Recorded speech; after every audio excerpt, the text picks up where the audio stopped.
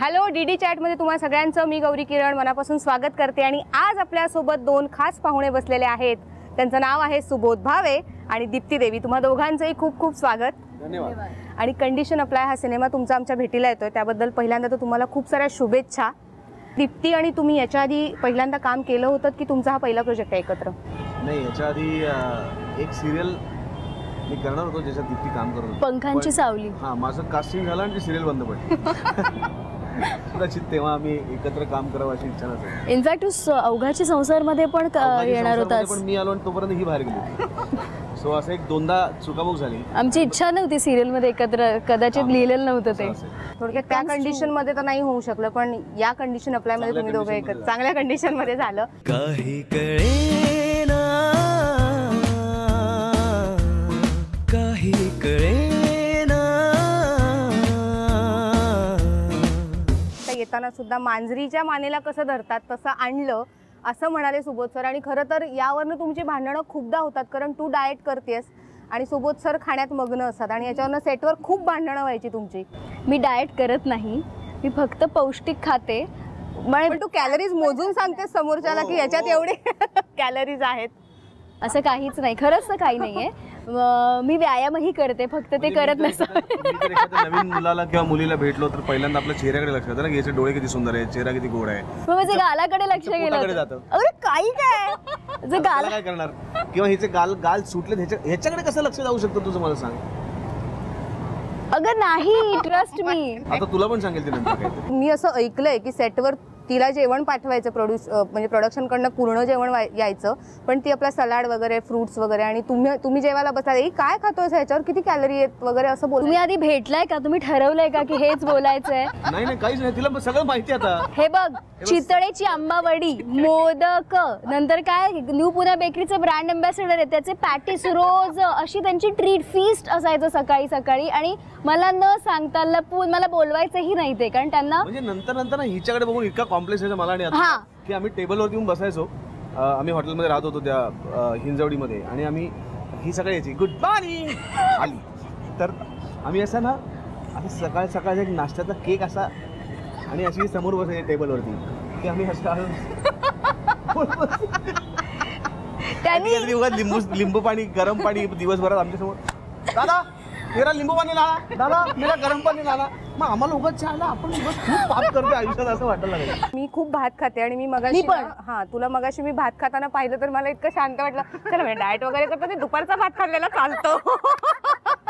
मी भातावर मोठी झाली आहे, भातानी जाड होत नाही, अजिबात होत नाही. वेन यू आर हंग्री आणि तुम्हाला तुमच्या पोटाचा साईज माहिती असेल तर तुम्ही तेवढं खाता. किती कॅलरीज असतात भातामध्ये? नाही, पण त्याच्यात अॅमिनो ऍसिड्स असतात जे तुम्हाला पचनाला अतिशय चांगले असतात आणि यू शुड हॅव दॅट.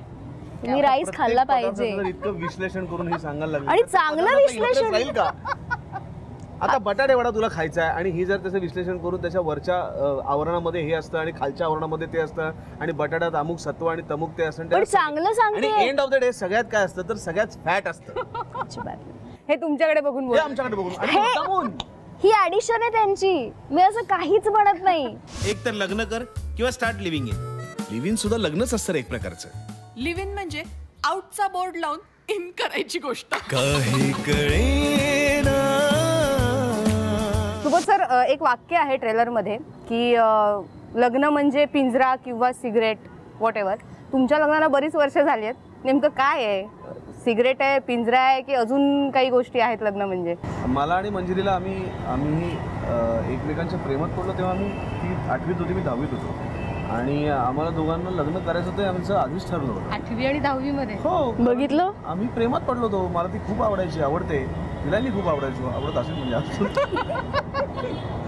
आणि मग आमचं खूप लवकर लग्न झालं, कारण लग्न करायचंच होतं आम्हाला. आणि लग्न झाल्यानंतर लग्न ही काही ज्याला आपण म्हणतो की आधी त्याचं प्रॅक्टिकल ट्रेनिंग असतं, मग थिअरॉटिकल ट्रेनिंग असतं आणि मग करायची गोष्ट नाही ना. तुम्ही करता आणि मग तुम्हाला कळायला लागतं हळूहळू की ते नेमकं काय आहे, आपण कशात पडलो आहे किंवा कशातनं आपण वाचलो आहे, जे काही गोष्टी असतील त्या. पण लग्नाच्या नंतरच्या व्यक्ती आणि लग्नाच्या आधीच्या व्यक्ती यांच्यात जमीन आसमानाचा फरक असतो. ज्या दिवशी लग्न होतं त्या दिवशी आधीच्या व्यक्ती मरतात आणि लग्नानंतर त्याचा नव्याने जन्म होतो. त्यामुळे आत्ता जर आमच्या लग्नाला 15 वर्ष झाली असती तर आम्ही आता 15च वर्षाचो खऱ्या अर्थाने. वा. एखादी फिल्म रोमॅन्टिक होण्यासाठी काय नेमकी रेसिपी जमून यावी लागते असं तुम्हाला मी दोघांना नवीन आहे त्या बाबतीत. माझं पहिलं आहे. माझंही पहिलं आहे. मला माहित नाही. माझंही पहिलं आहे. ऍक्च्युली स्वप्नीला विचारलं पाहिजे.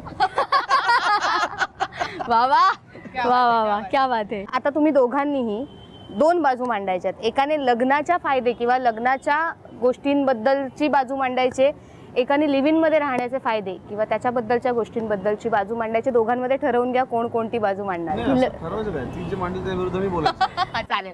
Yes, correct. लग्नामध्ये तुम्हाला तुमचे सगळे नातेवाईक येऊन तुमचे खूप लाड करतात. चांगली बाजू आहे. चांगली बाजू आहे. म्हणतेस तू. नाही, खूप चांगली बाजू आहे. आणि सगळ्यांच्या घरी जाऊन केळवणं करून छान त्यांच्याकडे पण आपले लाड होत असतात आणि खूप मनापासून ऍक्सेप्टन्स असतो. पण कारण नसताना तुम्ही उगाचच खूप साऱ्या लोकांशी ज्यांच्याशी तुमचा कधीच संबंध नाही अशा लोकांशी जोडलं जातं असं नाही वाटत. अजिबातच नाही. उलट मला असं वाटतं की तू लिव्ह इन मध्ये राहिलास तरी you are answerable to her parents. नाही, लिव्ह इन मध्ये राहणं म्हणजे मला असं वाटतं की हॉस्टेलमध्ये जशी दोन मुलं एकत्र राहतात, मित्र एकत्र राहतात, ते सुद्धा लिव्ह इन मध्येच राहतात. की केवळ ती दोन मुलं असतात म्हणून तुम्ही त्यांच्याकडे लिव्ह इन म्हणत नाही. तुम्ही त्यांना असं म्हणता की फुगेपासून त्यांचं हेच झालंय, दोन मुलं राहतात, लिव्ह इन मध्येच राहतात. काही तुझ्या व्याख्या बदलत असतील. मला असं वाटतं की तू मंगळसूत्र घातलं नाही म्हणून तुझं लग्न झालं नाही असं नाही. ते लग्नच झालेलं असतं लिव्ह इन रिलेशनशिप म्हणजे. कारण तुम्ही सगळंच ऍक्सेप्ट केलेलं असतं तिचं ऑलरेडी. तर then what is the harm behind just एक रजिस्टर केलं तुमचं रिलेशनशिप रजिस्टर करण्यात. उलट आय फील प्राऊड. रिलेशनशिप कसं रजिस्टर होऊ शकतं आणि कोणी ठरवायचं रिलेशनशिप? ऑफकोर्स का नाही, ह्याच्यात प्रॉब्लेमच काही नाहीये. कारण तू जे करतोस लग्नानंतर तेच तू करतोस लिव्ह इन मध्ये. मग काय दोनच गोष्टी रजिस्ट्रेशन करायचे असतात, एक जन्म की प्रूफ आणि एक मृत्यू की तो गेलाय. त्याच्यामध्ये घडणाऱ्या गोष्टी कशासाठी असं काही नाही. पण त्या जन्मामध्ये कुणामुळे जन्म झालाय त्याचं नाव पण येतं. आणि मृत्यूनंतर कुणाकडे सगळी प्रॉपर्टी जाणार आहे तिचंही नाव येतं. So you have to have a marriage. थोडक्यात प्रॉपर्टीसाठी म्हणून लग्न महत्वाचं असतं. अरे तुला महत्वाचा मुद्दा कळला यार. वा रे वा, जन्मासाठी पण लग्न महत्वाचं असतो. वंशावळ वाढवण्यासाठी लग्न महत्वाचं असतं. लग्नाची काय आवश्यकता? का नाही, ऑफकोर्स आहे. ऑफकोर्स आहे. लिव्ह इन आपल्याकडे अनेक ऋषी मुनींची उदाहरणं आहेत की ज्यांनी अशा कुठल्याही फंदात ते पडले नव्हते. वन अपडेट इज हे बघ, ऋषी मुनींना तपस्या करूनच त्यांच्या बायकांना मुलं झालेली तसं मी ऐकलंय. सुद्धा त्यांना मेनका काहीच किंवा उर्वशी गरज लागलेली आहे त्यासाठी. बरं, लिव्ह इन रिलेशनशिप मध्ये सुद्धा कायदा असं म्हणतो की यू हॅव टू गिव्ह संपलं अॅल्युमिनियम. आता, आपली वेळ संपली आहे. प्रमोशन झालेलं आहे. प्रमोशन झालंय, लोकांपर्यंत पिक्चर पोहोचलाय. I win. लोक जाणार आहेत आणि लोक बघणार आहेत आणि त्याच्या प्रतिक्रिया आपल्याला कळणार आहेत. आणि प्लीज एक लिंबू सरबत घेऊन जर तुम्ही या सिनेमा बघितलात तर या सिनेमाची गरम पाणी. गरम तुम्ही जर लिंबू पाणी प्यायला तर त्याच्या आधी तुम्हाला मोदक, आंबावडी आणि न्यू पुणा बेकरीचे पॅटीस खायला मिळतील. हे सगळं खायला मिळेल फ्री फ्री फ्री अनलिमिटेड. क्या बात आहे. तर खूप खूप धन्यवाद तुम्ही दोघांनी इतक्या छान गप्पा मारल्यात त्याबद्दल आणि या सिनेमासाठी खूप साऱ्या शुभेच्छा. Thank you so much.